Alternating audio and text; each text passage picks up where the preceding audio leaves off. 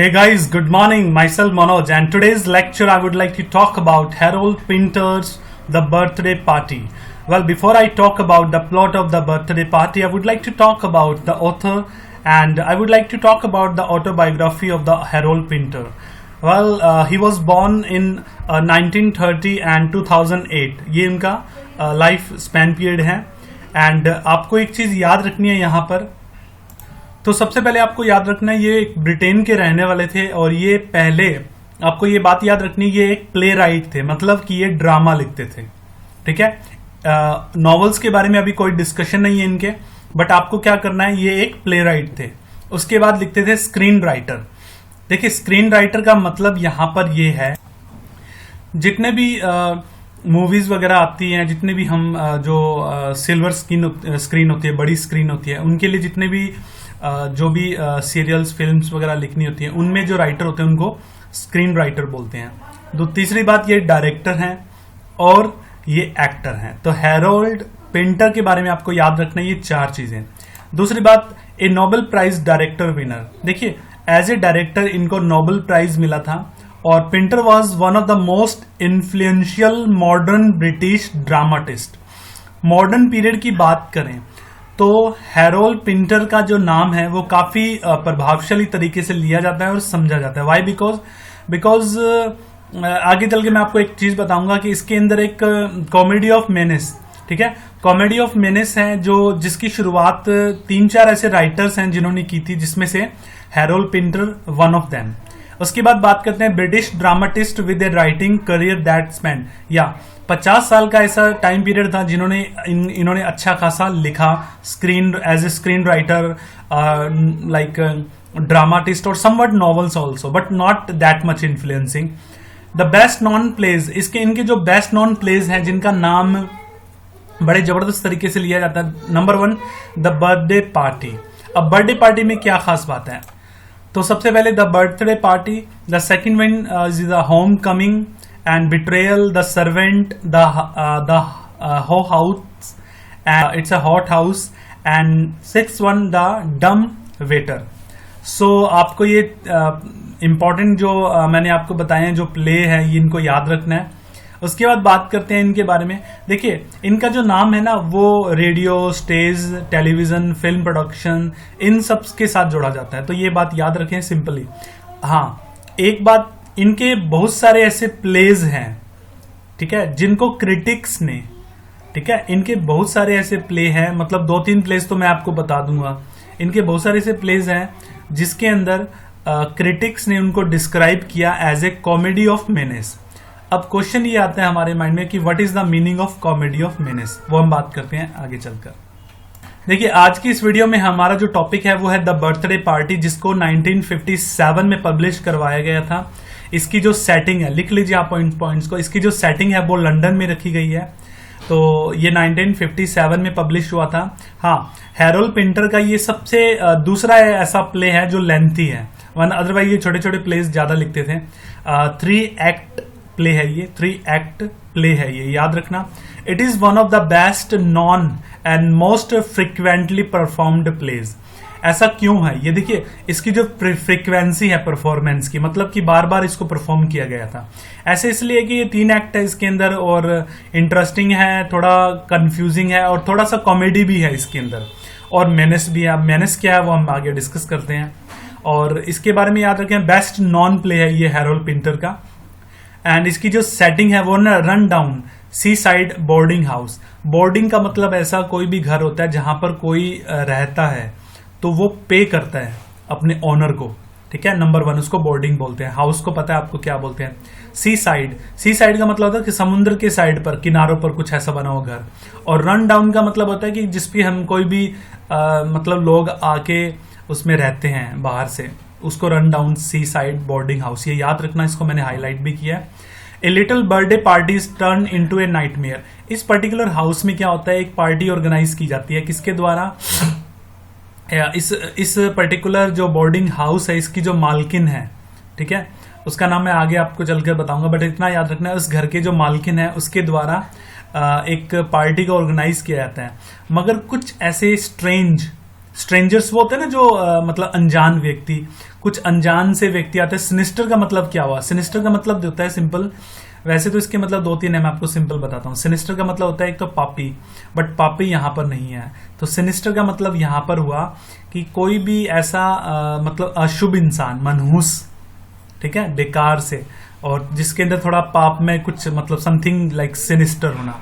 तो ऐसे दो सिनिस्टर होते हैं, दो ऐसे स्ट्रेंज पर्सन होते हैं जो कि इस बोर्डिंग हाउस में आते हैं उस पार्टी के दौरान, और उस पार्टी को एक प्रकार से नाइटमेयर में बदल देते हैं, ठीक है। टर्न्ड इनटू ए नाइटमेयर मतलब कि बुरे सपने में बदल देते हैं, मतलब इसको पूरा खराब कर देते हैं इस पार्टी को। और उनके जो अराइवल होता है, उनका जो अराइव होती है वो अनएक्सपेक्टेड होती है, मतलब उनको एक्सपेक्ट ही नहीं करते कि वो आएंगे। और सबसे बड़ी बात यह है कि इसको जो क्लासिफाई किया गया as a comedy of menace, तो ये याद रखा जाए प्लीज। सो अब हम बात करते हैं कॉमेडी ऑफ मेनेस की। वैसे देखिए, मैं आपको एक चीज बताता हूँ। सबसे पहले जो मैं बता रहा हूँ उसको ध्यान से सुनना, एंड आफ्टर दैट आपको किसी भी प्रकार की कोई भी डेफिनेशन गूगल पे सर्च करने की जरूरत नहीं पड़ेगी। सबसे पहले एक बात याद रखिए, कॉमेडी। कॉमेडी का मतलब पता है हास्य, कोई भी ऐसा रिटन वर्क जिसमें हास्य हो, और कोई भी ऐसा प्ले जिसमें हास्य कॉमेडी हो। अब बात करते हैं मेनेस। मेनेस का मतलब होता है खतरा, डेंजर, कोई धमकी। याद रखना, खतरा, डेंजर, कोई भी धमकी, कोई भी धमकी देना, कोई भी खतरा, कोई भी डर, इसको मेनेस बोलते हैं।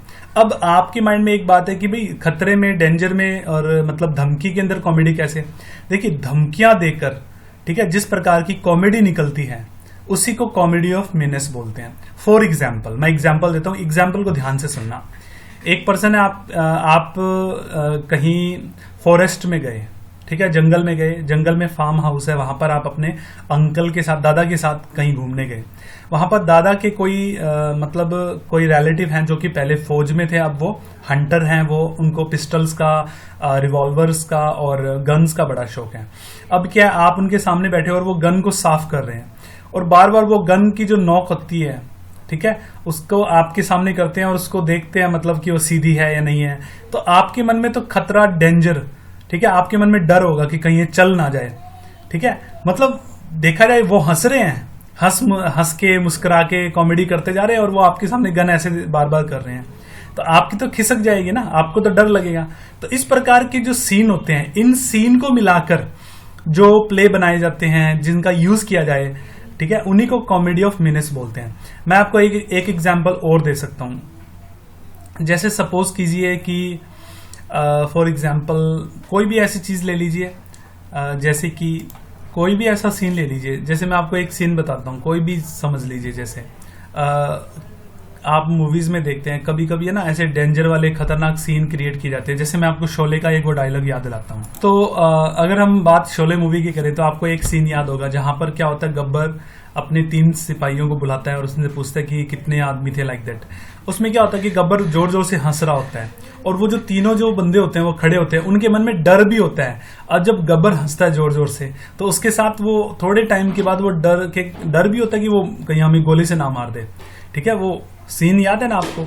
तो उसमें देखिए क्या होता है, फिर जोर जोर से हंसता है, सब हंसने लग जाते हैं, मतलब कि कॉमेडी बना दी उसकी। मगर कॉमेडी के बाद अचानक से उन तीनों को शूट कर देते हैं। अब जबकि जिसको शूट किया जा रहा है उन तीनों के मन में कहीं ना कहीं डर है। तो इस प्रकार जो ये सीन बनते हैं इसको कॉमेडी ऑफ मेनेस बोलते हैं। इसी प्रकार के सीन्स को हम जब प्ले या कोई भी ड्रामा या किसी भी प्रकार की चीजों में डालते हैं तो उसको कॉमेडी ऑफ मेनेस बोलते हैं। अब इसमें पहला पॉइंट देखिए, the title comedy of menace immediately brings contradictions. Contradiction कैसे? मतलब कि जो हम सोचते हैं, मतलब कि देखिए हमें नजर आ रहा है कि वो हंस रहे हैं, ठीक है, और उन तीनों के मन में जिनको मारा जा रहा है वो उनके मन में डर भी होता है। मतलब हमें दोनों चीजें महसूस होती हैं, जो उसको रीड कर रहा है, जो उसको देख रहा है। तो यहां पर कॉन्ट्रडिक्शन है, मतलब विचारों में इस प्रकार का एक कॉम्बिनेशन बनता है जिसके अंदर ना दो विचारों के बीच में एक विपरीत, एक मतलब हमारे माइंड में एक अलग सी सिचुएशन बनती है। It denotes a kind of plays in which one or more character feel that they are threatened और एक्चुअली, मतलब कि इसमें क्या होता है कि एक या दो कैरेक्टर ऐसे होते हैं जिनको ऐसा फील होता है कि भाई उनको धमकाया जा रहा है और वास्तव में उनको धमकाया जा रहा होता है, ठीक है। मगर जो धमका रहा है उनको एग्जैक्टली क्लियरली नहीं पता, वो ऑब्सक्योर होता है, मतलब कि अस्पष्ट होता है, और फ्राइटिंग फोर्स, पावर, पर्सनैलिटी, इस प्रकार की, मतलब या तो कोई फ्राइटिंग डराने वाली फोर्स है, ताकत है, या कोई पावर है, कोई पर्सनैलिटी है, इस प्रकार से चीजें क्रिएट होती है। The fear and the menace become a source of comedy, और इस प्रकार का जो डर होता है ना वो हमारा कॉमेडी का सीन बन जाता है। तो इस प्रकार की चीजें होती हैं। आपने शायद बहुत सारी मूवीज हैं, आप इमेजिन कीजिए कि किस किस सीन में कॉमेडी ऑफ मीनेस है, तो आपको ये चीजें आसानी से समझ में आ जाएंगी। अब इसमें आपको याद रखना है the play is actually the mingling. Mingling का मतलब जब दो चीजें आपस में मिलती हैं, तो mingling of comedy with an awareness of danger that pervades the whole play. मतलब कि इस प्रकार की कॉमेडी जिसके अंदर कॉमेडी को मिंगल किया जाता है, मिलाया जाता है खतरे के साथ, और वो जो खतरा होता है वो पूरे प्ले के अंदर वो व्याप्त होता है, वो चलता रहता है। द टर्म ये जो टर्म है कॉमेडी ऑफ मीनेस, ये अर्विंग वार्डल, ठीक है, अर्विंग वार्डल ने बनाई थी। इसको बोरो किया था उसने। बोरो कहां से किया था उसने? एक राइटर थे कैम्पटन के नाम से। कैम्पटन के नाम से उनका एक प्ले था the lunatic view comedy of menace. ये 9 नहीं है, सॉरी, ये गलती से लिखा गया है, ये कॉमेडी है, इसको मैं ठीक कर देता हूं। यस, CO या व्यू कॉमेडी ऑफ मीनेस। तो यहां इस पर्टिकुलर टाइटल से देखिए, ये एक प्ले था, इस पर्टिकुलर टाइटल से अर्विंग वर्डले ने इसको बोरो किया था और एक टर्म को बनाया जिसका नाम है कॉमेडी ऑफ मीनेस। तो अब अगर कॉमेडी ऑफ मीनेस की बात करें तो किस प्रकार के राइटर हैं जिनका नाम सबसे पहले आता, तो वो आता है डेविड कैम्पटन, दूसरा आता है Nigel Dennis, NF Simpson and Harold Pinter. ये 4 नाम सबसे पहले आते हैं, तो प्लीज ये याद रखा जाए। एंड 6th पॉइंट की बात करते हैं, the birthday party and the डम वेटर। ये बेस्ट कॉमेडी ऑफ मीनेस है हैरोल्ड पिंटर की, इसको याद रखें प्लीज, जब आप लिखें तो इनको याद रखें। अब बात करते हैं द बर्थडे पार्टी। तो let us begin without wasting time, let us come to the character name. तो guys without wasting time let us talk about the characters. तो सबसे पहले आपको एक नाम याद रखना है, पीटी। ये सॉरी मैंने इसको पीटी लिख दिया, बट इसका नाम है पीटी, PETEY, पीटी।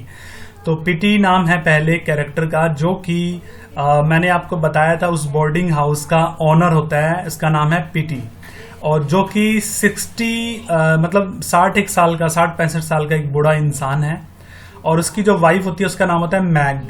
तो मैग जो होती है वो भी सिमिलर एज की होती है, 1-2 साल का डिफरेंस होगा ज्यादा। तो ये 2 कैरेक्टर जो हैं वो उस पर्टिकुलर बोर्डिंग हाउस के मालिक होते हैं, ऑनर होते हैं। तो उस पर्टिकुलर बोर्डिंग हाउस में एक पर्सन होता है, एक मतलब जो गेस्ट होता है, पेइंग गेस्ट होता है, जिसका नाम होता है स्टैनले वेबर।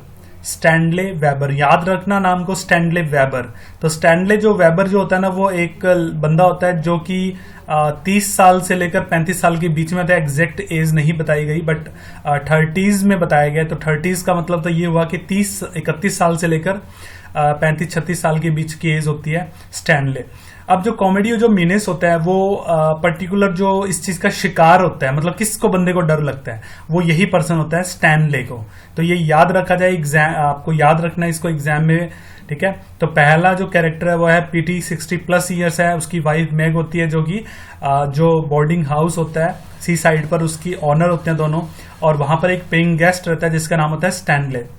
उसके बाद आपने एक कैरेक्टर को याद रखना है, एक कैरेक्टर है जिसका नाम होता है जिसका नाम है लुलू, ठीक है। ये एक लड़की होती है, ये अराउंड मतलब 20s की होती है। 20s का मतलब ये होता है कि 21 साल से लेकर 25-26 साल की उम्र की एक लड़की होती है जिसका नाम होता है लुलू, एंड ये एक कुरियर लेकर आती है।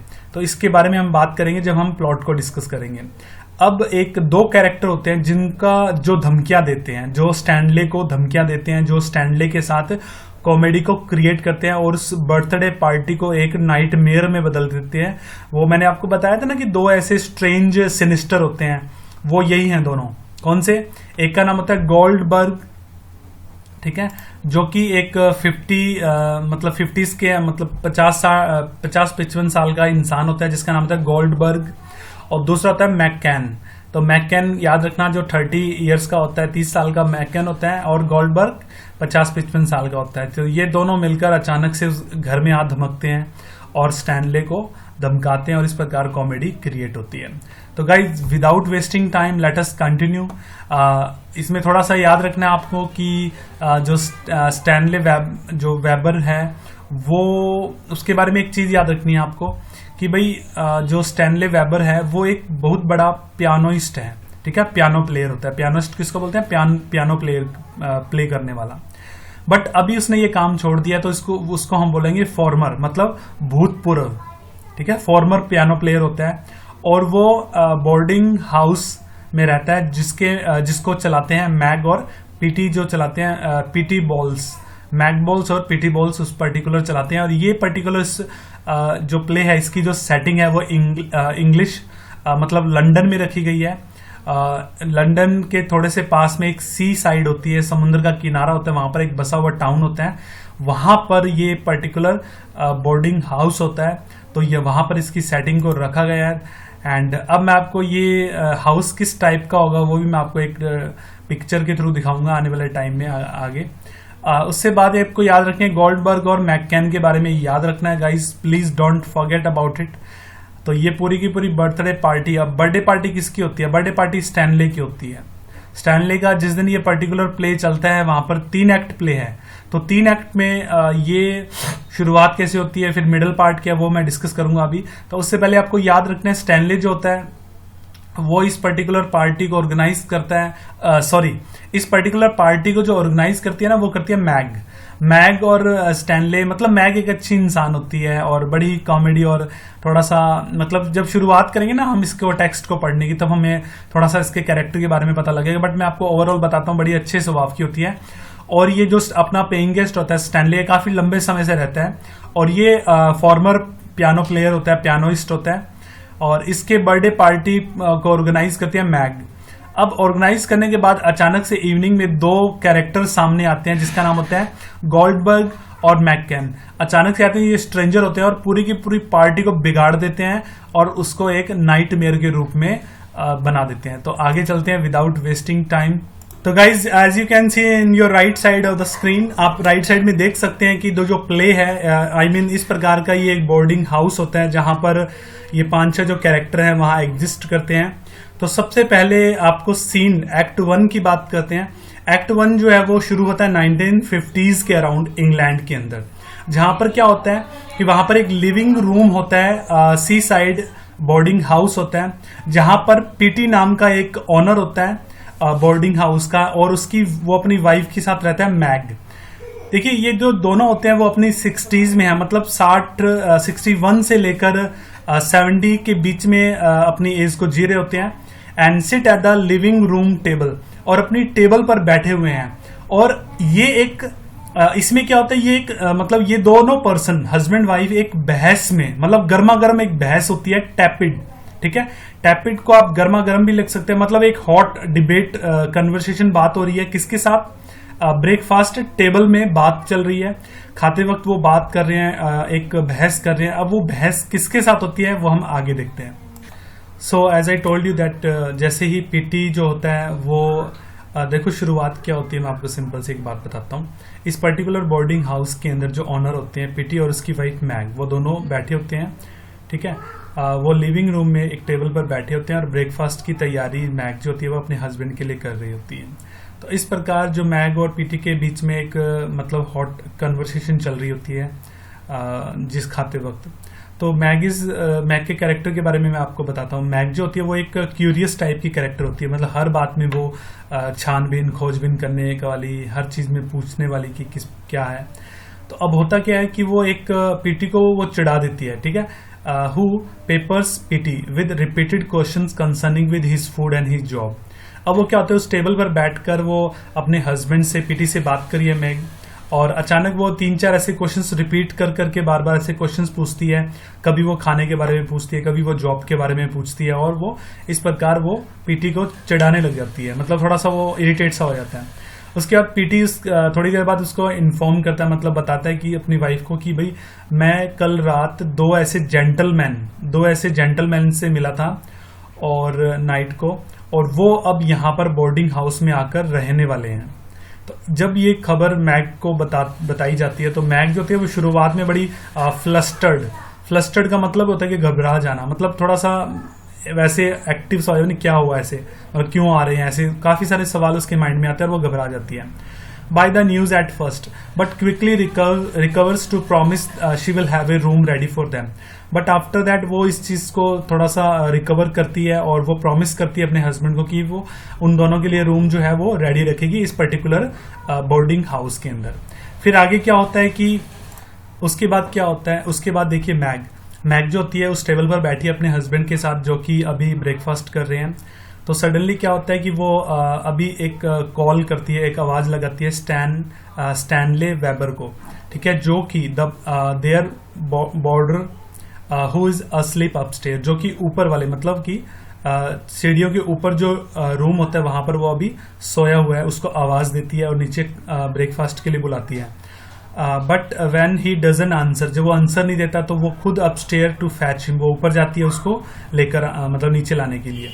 Then returns a bit dishevelled but amused. अब वो नीचे आती है वापस थोड़ा सा मतलब उसके डिसहेवल्ड मतलब बिखरी हुई सी थोड़ी सी मतलब इस टाइप से. और उसके पीछे पीछे स्टैनले भी आता है. जो स्टैनले के बारे में बताया गया कि वो एक स्पेक्टेकल्ड मतलब कि उसकी आंख पे चश्मा चढ़ा हुआ, मतलब चश्मिश बोल सकते हैं उसको एक तरह से. जो स्टैनले होता है वो एक स्पेक्टेकल्ड डिसहेवल्ड का मतलब होता है कि मैले कुचले कपड़े पहनने वाला और थोड़ा सा जिसके बाल वाल बिखरे हों, इस टाइप से मतलब इस कैरेक्टर को बताया जाता है. तो जो स्टैनली होता है वो एक स्पेक्टेकल्ड डिसहेवल्ड और वो एक ऐसा पर्सन होता है जो कि अभी 30s में होता है. 30s का मतलब ये होता है कि जैसे 21 से लेकर 30 के बीच में, जैसे कि मतलब 24-25 साल का अराउंड, इस तरह से ये एग्जैक्ट इसकी एज के आसपास बताया गया. सून फॉलोज मतलब कि अभी क्या होता है, मैग जो होती है वो नीचे आती है और उसके पीछे पीछे स्टैनले भी पीछे पीछे चलाते हैं. अब क्या होता है उस टेबल पर वो तीनों बैठे होते हैं, पीटी बैठी होती है, मैग बैठा होता है और स्टैनले बैठा होता है. तो स्टैनले पीटी से बात करता है ऐसे ही कुछ मंडेन मैटर्स पे, टॉपिक्स. मंडेन का मतलब होता है कि जो दुनियादारी की बातें होती है. देखिए ये जो वर्ड है मैं इसकी जगह कुछ और भी सिंपल वर्ड लिख सकता था, बट आपको इसी बहाने आप कुछ नए वर्ड्स को भी सीखेंगे, तो प्लीज इसको लिख लेना. Mundane, MUNDANE. मंडेन का मतलब होता है कि ऐसा कोई भी संसारिक बातें, सिंपल बातें जो कि दुनियादारी की बातें होती हैं, दुनियादारी की से रिलेटेड कुछ भी. तो वो पीटी और स्टैनले आपस में ऐसे कुछ टॉपिक्स को डिस्कस कर रहे होते हैं. और वाइल इसी वक्त जो मैग होती है वो कॉर्नफ्लेक्स अपने हस्बैंड के लिए और अपने ब्रेड्स प्रिपेयर कर रही होती है अपने हस्बैंड के लिए और स्टैनले के लिए ब्रेकफास्ट के लिए. उसके बाद पीटी जो होता है वो अपने काम के लिए निकल जाता है और द एटमॉस्फेयर चेंजेस. उसके बाद उसके जाने के बाद अब मैग और स्टैनले बसते हैं वहां पर टेबल पर. अब माहौल जो होता है वो थोड़ा बदल जाता है, वो थोड़ा सा मतलब फ्लर्टिंग टाइप सा हो जाता है. मैग जो होती है वो भाई स्टैनले के साथ फ्लर्ट सा करती है, मतलब थोड़ा सा ऐसा होता है ना कि जो बुजुर्ग महिलाएं छोटे बच्चों के साथ थोड़ा सा ऐसे हंसी मजाक करना इस टाइप से. तो वो एक तरह से फ्लर्ट करती है स्टैनले के साथ. और हु जॉकिंगली कॉल्स हर स्क्यूलेंट, ठीक है, जो कि अब जो स्टैनले होता है वो मैग को बताती है कि बड़ा ही तुम तो बड़ी मतलब आंटी आप तो बड़ी मतलब मजेदार और अजीब सी मतलब जैसी अच्छी अच्छी बातें करने वाली और मतलब थोड़ी सी इस टाइप से हो, ठीक है. स्क्यूलेंट मतलब होता है रस भरा सा, मतलब अच्छी बातें करने वाले इस टाइप से. तो वाइल उसके बाद उसको क्रिटिसाइज भी करता है. कौन? स्टैनले क्रिटिसाइज करता है मैग के साथ कि भाई तुम अपने हस्बैंड का ख्याल नहीं रखती, तुम अपने घर का हाउस वर्क को अच्छे से नहीं करती, इस प्रकार उसको क्रिटिसाइज करता है. उसके बाद जो मैग होती है वो थोड़ा सा ना मतलब अफेक्शनेट हो जाती है. अफेक्शनेट मतलब उसके सर पे हाथ फेरना, उसको अपने मतलब थोड़ा सा ऐसे मतलब उसको प्यार सा करना, इस टाइप से करते हैं ना जो बड़े होते हैं बच्चों को, इस टाइप से. तो इस टाइप से वो उसके पास चली जाती है, उसको हाथ लगाती है उसके गालों के और उसको ऐसे प्यार करने लगे, अफेक्शनेट करने हो जाती है उसके साथ. और he rudely pushes her away and insults her. और वो क्या करता है, जो स्टैनली होता है वो उसको थोड़ा सा धक्का मारता है और बल्कि एंटी साइड और प्लीज और उसकी इंसल्ट ही करता है. Meg then informs him that 2 gentleman are coming. उस प्रकार मैग जो होती है वो बताती है स्टैनली को भी आज आपके जो अंकल है वो बता रहे थे कि 2 जेंटलमैन है वो आज आने वाले हैं यहाँ पर as a paying guest boarder के रूप में. और फिर इस न्यूज को जब स्टैनले सुनता है तो वो थोड़ा सा अनसेटल्ड हो जाता है, अशांत सा हो जाता है, परेशान सा हो जाता है, जो कि इस पर्टिकुलर बोर्डिंग हाउस में काफी सालों से रह रहा होता है. और वो मैंने आपको बताया था कि फॉर्मर पियानोइस्ट होता है, पियानो प्लेयर होता है. और ही अक्यूजेज मैग ऑफ लाइंग. और हालांकि वो इस प्रकार की जो बात होती है कि 2 जेंटलमैन आने वाले, इस बात पे विश्वास नहीं करता और वो मैग को बोलता है कि तुम झूठ बोल रही हो. बट मैग इस बात पे इंसिस्ट करते हुए, दबाव डालते हुए बोलते कि नहीं मैं झूठ नहीं बोल रही, मैं सच बोल रही हूँ. उसके बाद देखते हैं तो यहाँ पर मैग जो होती है वो यहाँ पर मैग जो होती है वो उसे बोलती है कि भाई मैं जो भी मैं बोल रही हूँ, ठीक है, मैं वो सच बोल रही हूँ, झूठ नहीं बोल रही हूँ, स्टैनले को बोलती है। अब देखिए उस जो टेबल होती है, खाने की टेबल होती है, वहां से जो मैग होती है वो उठती है और वहां मार्केट की तरफ चलने लग जाती है। और मार्केट में किसी शॉप में जाने से पहले, ठीक है, कुछ मार्केट में खरीदने के लिए वो वहां से निकलती है, बट जाने से पहले वहां बेल बजता है, ठीक है, डोरबेल बजती है और वहां से एक लड़की अराउंड लाइक 20s, ठीक है, अराउंड यही मतलब 20s के आसपास की होती है वो, जिसका नाम होता है लुलू। एक लड़की होती है वो आती है और एक उसके हाथ में एक बड़ा सा पैकेट होता है। Meg instructs Lulu to keep the package from Stanley. अब जो मैग होती है वो बोलती है लुलू को, भाई ये जो पैकेज है ये स्टैनले को मत दिखाना, मतलब उससे थोड़ा सा छुपा कर रखो। एंड देन शी लीव्स, और उसके बाद वो वहां से चली जाती है। बट जाने से पहले होता क्या है, वहां पर एक कन्वर्सेशन शुरू हो जाती है। Lulu and Stanley chat for a little while. Lulu और जो स्टैनली होता है वो थोड़ी देर के लिए बातचीत करते हैं और mostly about Stanley's lack of enthusiasm and his appearance. और वो बात करते हैं, जैसे स्टैनले के बारे में मैंने आपको बताया था कि उसके जो मतलब कपड़े पहनने का स्टाइल है, उसके जो बाल होते हैं, मतलब उसमें है ना एंथुजियाज्म की कमी होती है।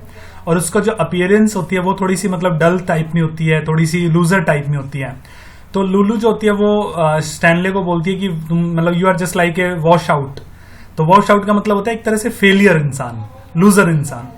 Got it? तो इस चीज को याद रखा जाए। And then quickly exit. उसके बाद वो एग्जिट कर लेती है, मतलब चली जाती है। Stanley washes his face in the kitchen. वो किचन में जाता है और अपने फेस को धोता है, साफ करता है। इन द मीन टाइम, इसी बीच Goldberg and McCann enters the living room. जैसे कि मैंने आपको बताया था, दो सिनिस्टर स्ट्रेंजर, ठीक है, जिसके बारे में मैंने आपको बताया था, मैग को इन्फॉर्मेशन मिलती है कि दो भाई अनजान आदमी है वहां पर, जो बोर्डिंग हाउस है वहां रहने के लिए आए हैं। तो गोल्डबर्ग और मैककैन वहां पर एंटर करते हैं। They are the two gentleman who had requested rooms for the evening. और उन्होंने रिक्वेस्ट की थी भाई इस पर्टिकुलर जो बोर्डिंग हाउस है वहां पर आज शाम को वहां रहने के लिए, इस टाइप से। तो अब जो कहानी का जो नेक्स्ट पार्ट जो शुरू होता है उसी में हमें पता लगेगा किस प्रकार इसमें कॉमेडी ऑफ मेनेस बनता है। अब तक तो चीजें मतलब ठीक ठाक चल रही हैं, बट आगे कॉमेडीज कैसे क्रिएट होती है और कैसे मतलब मेनेस से कॉमेडी निकलती है, मतलब डर से एक कॉमेडी निकलना, that is we are suppose to observe further. So Goldberg and McCann जो होते हैं वो इवनिंग में यहाँ पर ठहरने वाले हैं। सो इसके बाद 6 पॉइंट देखिए, it becomes immediately apparent that. तो अब ये साफ साफ क्लियर हो जाता है कि Goldberg and McCann have come under mysterious circumstances to finish a job. तो ये चीज काफी मतलब फटाफट ये चीज सामने आ जाती है और क्लियर भी हो जाती है कि भाई वो दोनों गोल्डबर्ग और मैककैन जो है वो किसी मतलब एक रहस्यमय काम के लिए, रहस्यमय सिचुएशन में आए हैं। वो कोई ना कोई काम ऐसा है जो उसको खत्म करना है, कोई फिनिश करना है कोई काम। The job in question seems to be Stanley, though details are scarce. देखिए जॉब इन क्वेश्चन मतलब कि वो सवाल जवाब करता है कि किस काम से आए हो। तो जो उनका जो काम होता है, मतलब गोल्डबर्ग और मैककैन का जो काम होता है वो बड़ा स्टैनले को बड़ा अजीब सा लगता है और उसके जो वो जो डिटेल उसको मिलती है वो बड़ी अजीब सी होती है। Goldberg reassures McCann that they are the at the right house and they that this job will cause no harm more stress than their jobs usually cause them. तो अब गोल्डबर्ग जो होता है वो मैककैन को अश्योर करता है, मतलब उसको यकीन दिलाता है कि भाई हम एक सही जगह पे हैं, सही घर में हैं और अपने काम को पूरा करने के लिए जो जगह है वो हमें बहुत कम मतलब स्ट्रेस देने वाली है। जैसे कि हम अक्सर किसी दूसरी जगह पे ये काम करने जाते हैं, वहां पर जितना स्ट्रेस हमें मिलता है उतना स्ट्रेस हमें यहाँ पर नहीं मिलेगा। Goldberg rambles on. अब क्या होता है कि गोल्डबर्ग मैककैन से बात कर रहा है और वो रैम्बल करता है, मतलब कि उलट फुलट फालतू की ऐसे, क्योंकि कॉमेडी है ये, तो ऐसे अजीब सी बातें करता है अपने अंकल के बारे में, जब तक कि जो मैग होती है वो आती है और इंट्रोडक्शन जो एक दूसरे को इंट्रोडक्शन होता है। अब देखिए 7 पॉइंट में गोल्डबर्ग स्वीट टेम्परामेंट। गोल्डबर्ग जो होता है उसका जो स्वभाव होता है वो काफी मीठा स्वभाव होता है और हम्बल बिहेवियर, और उसका जो मतलब बड़ा ही विनम्र जो व्यवहार होता है वो जैसे ही मैग देखती है कि भाई इसका स्वभाव काफी अच्छा है और मीठा स्वभाव है और ये इस टाइप से मतलब हम्बल है, तो वो काफी अपने आप को कंफर्टेबल फील करती है। कौन? मैग। Goldberg ask after. देखिए आस्क आफ्टर का मतलब ये एक फ्रेजल वर्ब है जिसका मतलब होता है कि किसी के बारे में सवाल करना। गोल्डबर्ग जो होता है वो स्टैनले के बारे में सवाल करता है, किससे? मैग से। मैग बताती है कि भाई Stanley was once a successful pianist but had to give it up. जो स्टैनली होता है वो एक बहुत अच्छा सक्सेसफुल मतलब पूरे वर्ल्ड के अंदर उसको पहचाना जाता है, एक पियानिस्ट होता है, वो पियानो प्लेयर होता है, मगर किसी कारणवश उसे ये सब कुछ छोड़ना पड़ता है। Meg also reveals that it is Stanley's birthday. Meg ये बताती है कि आज भाई स्टैनले का बर्थडे है and Goldberg suggest they have a party. और जो गोल्डबर्ग होता है वो सुझाव देता है कि क्यों ना हम पार्टी करें आज। तो इस प्रकार से पार्टी की प्लानिंग्स होती है वो ऑर्गेनाइज होती है। तो अब क्या होता है 8th पॉइंट में देखिए, जो थ्रिल्ड विद द आइडिया। अब मैग गोल्डबर्ग होता है वो मैग को बोलता है कि आज पार्टी करते हैं। तो मैग के मन में भी एक प्लानिंग आती है, चलो let's do have a party today. तो वो बड़ी रोमांचित हो जाती है, बड़ी मतलब मजे मतलब एक्साइटेड हो जाती है पार्टी के लिए। Meg shows the gentleman to their room. तो इसी जब वो बड़ी एक्साइटेड होती है तो इसी बीच वो उन दोनों को अपने अपने रूम्स दिखाती है। Later Stanley returns to the living room as Meg arrives to put the groceries away. अब क्या होता है कि स्टैनले जो होता है वो वापस अपने रूम से निकल कर आता है और देखता है कि मैग जो होती है वो भाई ग्रोसरी जो मतलब टेबल पर जितने भी सामान रखे होते हैं जो जिसमें हम खाना पीना करते हैं वो वहां से हटा रही होती है। इसी बीच वो आता है और शी टेल्स हिम, वो उसे बताती है कि भाई जो 2 जेंटलमैन के बारे में मैं आपको तुझे बता रही थी अभी वो आ चुके हैं। And Stanley is visibly upset to learn Goldberg's name. अब क्या होता है स्टैनले की आंखों में मतलब साफ साफ नजर आता है कि वो अपसेट हो चुका है जब उसको पता लगता है गोल्डबर्ग का मतलब नाम का एक पर्सन आया हुआ है। टू चीयर हिम अप, अब उसको रिलैक्स करने के लिए मैग सजेस्ट करती है कि भाई ये जो सामने ये जो प्रेजेंट पड़ा है इसको ओपन कर, ये तुम्हारा बर्थडे गिफ्ट है। Even though Stanley insist that it is not his birthday, वो बोलते हैं यार मेरा कोई बर्थडे नहीं है, मतलब I am not suppose to open it. But उसके बाद फिर मैग उसको थोड़ा सा प्रेशराइज करती है, तो उसको खुश रखने के लिए मैग को टू ह्यूमर मतलब उसका पालन करने के लिए, ताकि चलो भाई खुश हो जाए मैग, वो क्या करता है उसको पैकेट को जो पैकेज होता है उसको ओपन करता है and finds A toy drum. अब क्वेश्चन ये होता है कि टॉय ड्रम मैं क्या बात कर रहा हूँ, मैं आपको ड्रम दिखाता हूँ। मैंने आपको बताया कि टॉय ड्रम एक टॉय ड्रम होता है उस पैकेज के अंदर। तो जैसे ही स्टैनले उस चीज को ओपन करता है तो सामने एक ड्रम निकलता है जिसके अंदर 2 ड्रम स्टिक्स होती हैं। तो इस प्रकार ये टॉय ड्रम होता है। अब क्या होता है जो स्टैनले होता है, ही Hanks the drum around his neck, वो अपने गले में इसकी डोरी बांध लेता है और ड्रम को जोर जोर से बजाने लग जाता है। और बजाते बजाते वो क्या करता है टेबल के चारों तरफ परेड सी करने लग जाता है ड्रम बजाते हुए। वो तब तक बजाता रहता है जब तक कि वो थक कर उसकी जो रिदम होती है, ठीक है, जो उसकी रिदम होती है वो बिगड़ ना जाए, मतलब होता है ना कि वो मतलब बिगड़ ना जाए और वो पूरा कियोटिक ना हो जाए, गड़बड़ ना आ जाए, तो वो बजाता रहता है। He beats the drum looms over, वो क्या करता है मैग के चारों तरफ भी मंडराता रहता है, उसको मतलब ड्रम बजाता रहता है। उसके फेस पे बड़े अजीब से मतलब थोड़े पागलों जैसे अजीब से क्रेजिएस्ट एक्सप्रेशंस होते हैं उसके फेस पर। तो आपको इस तरह से इस प्लॉट को समझना है कि मतलब ये एक कॉमेडी है और कॉमेडी जो है वो एक मेनेस है। मतलब एक अब देखिए जैसे सपोज कीजिए ये 2 सिनिस्टर जो स्ट्रेंजर आए हैं, ये कहीं ना कहीं मतलब ऐसे सवाल जवाब करेंगे, इस प्रकार थोड़ा मिस्टीरियस कैरेक्टर होंगे, तो स्टैनले इनको देख देख के घबराएगा, इस टाइप से सिचुएशंस को आगे बढ़ेगी। तो यहाँ तक था इसका फर्स्ट एक्ट।